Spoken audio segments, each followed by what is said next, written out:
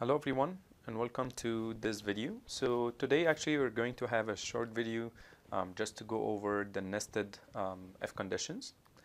And just before that, there is a way which you can write an if else condition in a very easy way, which is instead of writing, for example, here char character x, so we have now declared and initialize a character which is x, and then if character equals y, in this case our flag will equal to not the same, and if it is not equal, then they will be the same, right? So it's only, as we can see here, a very short if condition consists of if and else. So in this case, actually, you can write it in a different way, which here again the initialization declaration is exactly the same, but here we are writing flag will get the following value. Here is the if condition. It's corresponding to the if condition. Okay, so this part corresponding to the if condition, and this is saying the following: if char equals y, print not the same, because in this case x and y will be different, right? And then if char not equals y, in this case we will print the same. So what we are doing here is exactly the same as, instead of writing the regular form, we have a quick form that we can write it. We are writing everything. We are writing the condition, we are writing the statement, and the other statement related to else, right? All of them just in one line. So you can look also for another example. Let's say you are going to a bar, and while you are going there, they will look at your ID to make sure that you are above 21 years, right? If you are above 21 years, in this case, they will give you whatever beverage you want. If not, so in this case, they will just give you a juice or a Coke, right? So in this case, actually, here is a program to write this in just the compact form, which here variable beverage equals to age equals greater than or equals to 21. In this case, if this satisfied, you will get beer. If it doesn't satisfy that, so this means that you are less than 21. In this case, you will get juice. Okay, so this is something optional. If you can't write it now, or you feel like I'm still not convinced with this one, and when writing if and its condition, it's a statement, and then else and its statement is better for me, that's totally fine. Stay with it. So our presentation today, we want to go to the nested branches, which means you have a branch, and then inside the branch you have another branching, and so on. So one nice example for it is federal taxes and how it is calculated. So at a certain point, you'll find in federal taxes you have many questions, and each question is dependent on its answer is dependent on another question, and so on. So you will find that you are inside nested branching, right? So for example, you are starting and then giving you some options. Let's say when the amount from line 22 is bigger from that of line 83, you have to do the following. Or if you have less than 3 children or more than 3 children and their age, and so on. So a lot of questions, and you'll find that, hey, is this messy? So the best way actually to deal with the nested branches is to follow a flow chart. The flow chart will just organize everything for you, right? So you will just put to yourself, here's, okay, the first question, single, is it true or false, right? So if it is false, this means that you are married. For simplicity, we'll just take the single and married, and that's it. So here, if it is true, and then if it is false. And then let's go after that to the next question and try to see, okay, income. So if the income is greater than 32,000, and then if the income is less than 32,000, right? So at some point, we are going to have a branch inside a branch inside a branch, and so on, okay? And as I said, the best way to do it is using flowcharts. Why? Because the flowchart will make sure that everything is organized in your mind, and then after that you can write your program, and it's very easy to double check for correctness. Why? because I will have the first if condition for single, right? And then nested inside it, there is another one for the income, okay? And then nested inside it, another one for, let's say, number of children less than 13 years old, and so on. So after having the flow chart, you can go directly and write your program. And as you can see here, first thing asking for marital status, and then if single, which here we consider it as character S, then I will ask another question. So here we go with the nested F, right? So it's an F inside an F. And here I'm asking about the income, and I have certain rate for singles, okay? And then at this point, you will implement this statement, right? Else, then you are going to go to the married status and having this one, and continuing the same way. So as you can see, we are just trying to go from one F to the other one, and then make sure that you are considering which one is the nested and which one is not. And a good way to help you in this is to do a very, very simple thing, which is indentation. Every F condition you are using, just put the next one, which is nested with it, with a space here. Okay? By the way, in C, this space doesn't matter. Like if you put it, if you didn't put it, will not do anything. But in Python, for example, this matters. So if you are having indentation, in this case, you means that this is under the F condition, the first if condition, which is asking for the marital status. Okay, so this will make everything organized. And if you are using Notepad++, you will find that it's automatically giving you the indentation, and at the same time you can just erase it if you want. But it's recommended to just keep everything intended so that you can know where is the program going. Okay. So let's take an example for the nested statement, and let's have a program for CPRE just to have a payment system or deciding what is the rate of the payment. So let's start by starting. Let's say you are going to the CPRE and you are getting the following questions. Are you a student? If yes, then do you have an ID? If yes, then you write free. If no, then please pay $1. If you are not a student, are you a senior? If yes, then you will pay $0.5, okay? And if not, you will pay the regular fare, which is $1. So if you try to organize this in a flow chart, how you are going to do it? So you will start with, let's say, let's take the special cases first, and then after that, take the regular case. And again, there are many ways to write this program, and many ways to start with, let's say, the senior or the student. That's totally fine.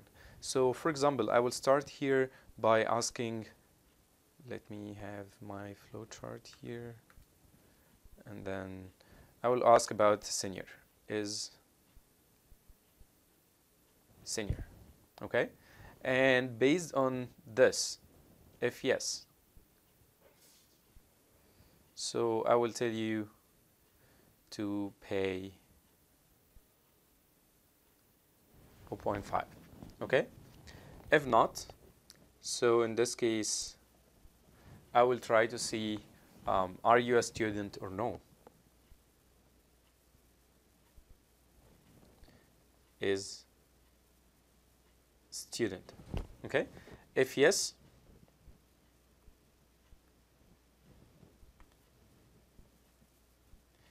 or let's put yes here so that we can.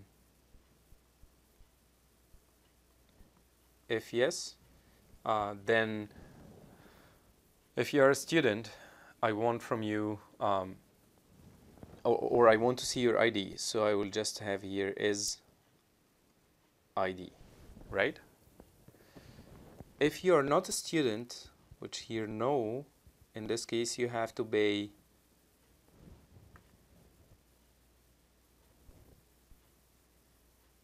the regular fare, which is $1. right? And then is ID, and the same thing, if yes,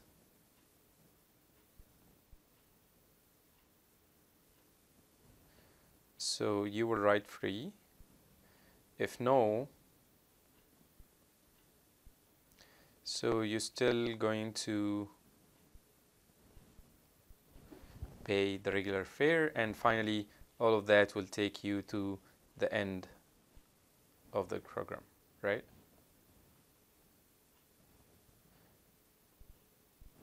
Okay, so somehow just trying to organize how we are going to do this. So let's try to write this program with each other. Okay, so let me start here by just including and then int main return 0 and close this brace, and we will have number of variables, right? So what are our variables? Let's say I want age. Okay, or you can just have senior, for example, or something like that. That's totally fine. And I want char is ID because I will ask the student and I want him to answer with yes or no. So it's up to you if you want to make it string, but for me I will just ask to answer y or n, which will be corresponding to yes or no. And also I want to see if you are a student or no. So again, I will have char is student. So which I will ask the students, are you a student or no? And I like to have the variable name similar to what actually this variable is doing. And then one thing I'm going to do now is get the rider age. Okay, so I will just print, oops. So I will have printf percentage d and take the value, or let me just here, we have to say please enter your age, and then here I will scan it. So percentage d and here just age, right? And then the next step,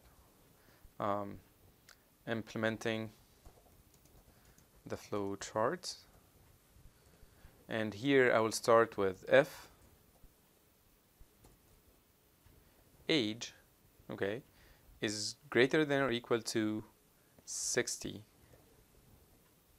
So in this case I will just print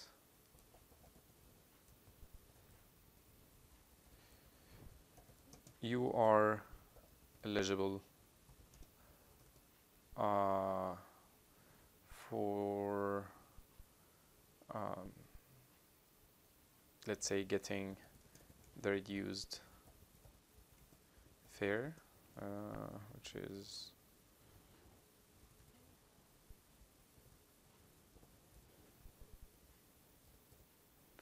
okay, and that's it here. And then now I considered the case for the senior, right? Else, which else here will consider two cases, okay? Either to be a student or a regular rider, right? So let's first make sure that are you a student or no? So here I'm going to ask for the student. So I will give my question in the form of printf, and I will say, are you a student? And at the same time, I want to limit my user to enter certain characters to be able to compare and see if he is a student or no. So I will say, please enter Y for yes and N for no. And we can just put them or let's keep it in this way. Okay, and then I will scan my second variable, percentage C, because I'm dealing with a character, and in this case I will have and is student. And by the way, I didn't put this and. Okay, so now I have from the user the answer, which is y or n. Okay, so based on that, ask the student, or not ask the student, I already asked the student here. Let me just put it here. Ask the student, or ask the user if he or she is a student or no. And then here, if he or she is a student, ask for his/her ID, right? And in this case, I would say F is student equals Y. Okay, and remember, it must be equals. If you used one only, this will be true all the time. Okay, so if it is yes, in this case, I will print F. Let's say, do you have your ID? Please enter Y for yes and N for no. And I'm doing this again because I'm using char. If you want to get a string, you can just ask the user simply to enter yes or no. Okay. So from here, I will just scan my last variable, and it's also a char, and its name is ID, right?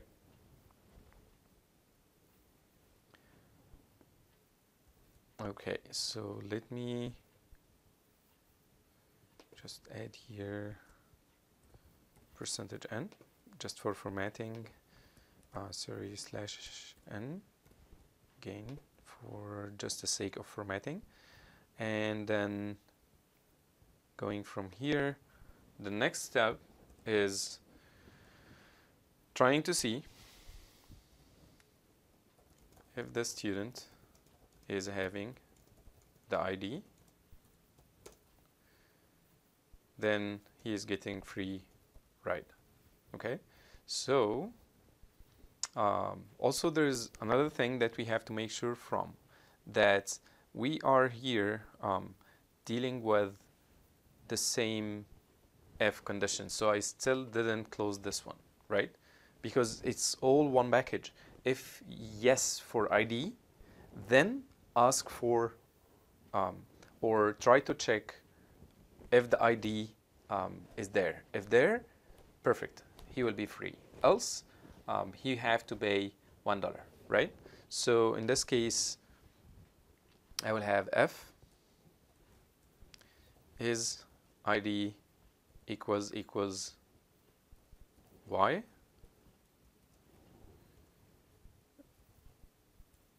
I will print you are eligible for a free ride. Okay, and that's it. And then else, printf,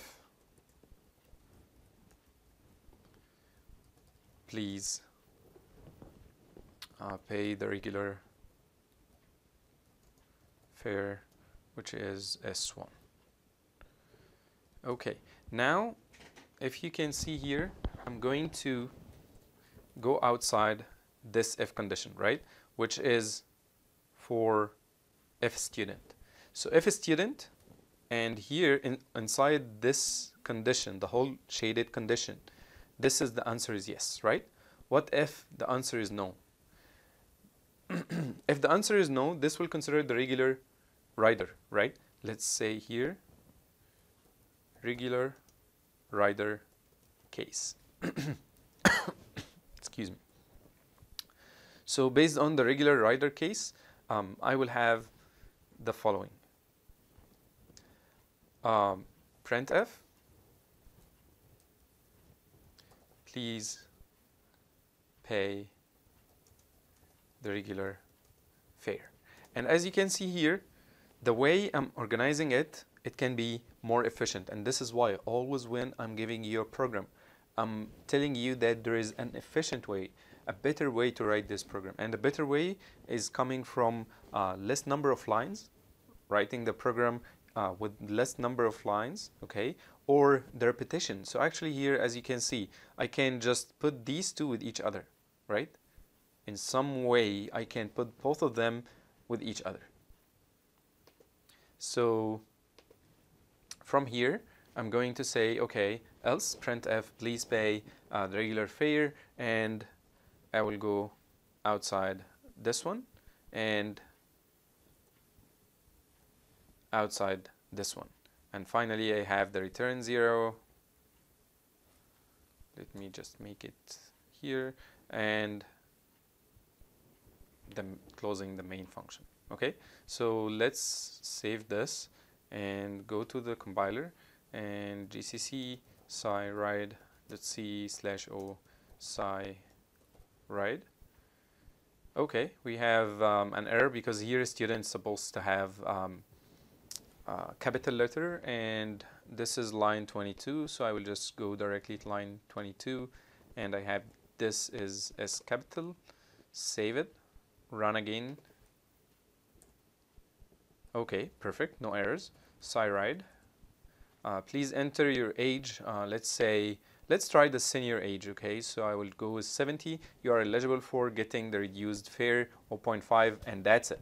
Right, the program terminated. It didn't go and ask me if I'm a student. I already am not a student. I'm actually a senior, so it will do that. And why it did that? Because if you look here, we are having nested loops, right? I have either this, else everything else. So if this is satisfied, it will jump directly here. Is it clear? This is why I have nested if conditions. So the nested ones here are making sure that if the first one is satisfied, I will never go to else, which is having everything else, right? So this is why actually when I ask it as senior and then getting the age and finally going to terminate everything after that. Okay, running again, and then age, let's say my age is 20, and then okay, we have a problem here. Please enter. So one thing actually sometimes is having a problem with characters is having this space here, because when you are dealing with characters and you have here /n at a certain point, it will just go and accept that as the character which you are inputting. So I will go here. Oh, we have to compile again. So compiling and then running, age 20, and then asking me for, are you a student? Please enter Y for yes and N for no. Let me start with N, and it's saying please pay the regular fare, and going again, running the program, and then 20, yes, I'm a student. You have ID? Yes, I have. In this case, you are eligible for free ride. The last thing that we didn't try, if we are going to say yes, but I don't have the ID, it will say, hey, in this case, you have to pay the regular fare. Okay, so this is the program for the nested F, and showing you how we can have more than nested F in our program. Thanks very much for watching the video.